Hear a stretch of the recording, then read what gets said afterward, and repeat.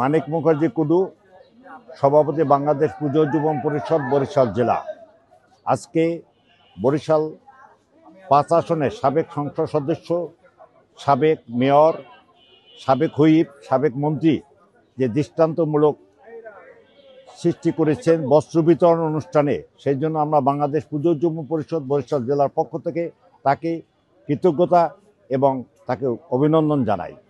এইভাবে সে প্রতি বছরে নেয় আমাদের বরিশাল ৫ আসনে প্রতিটা মন্দির এবং প্রতিটা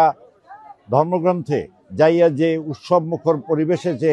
সে বস্ত্র বিতরণ এবং আমাদের সুখে দুঃখে সবসময় সে আমাদের কাছে রাখেন এবং প্রতি বছর যে আমাদেরকে সে উৎসাহ উদ্দীপনা দিয়ে আসছেন মুজিবুর রহমান সরোয়ার, সেজন্য আমরা তাকে বারবার নির্বাচিত সংসদ সদস্য হিসেবে দেখতে চাই এবং আমরা মনে করি বরিশালে ৫ আসন তার জন্য শান্তি এবং শৃঙ্খলার মধ্যে আবদ্ধ। সে একটি ব্যতিক্রমধর্মী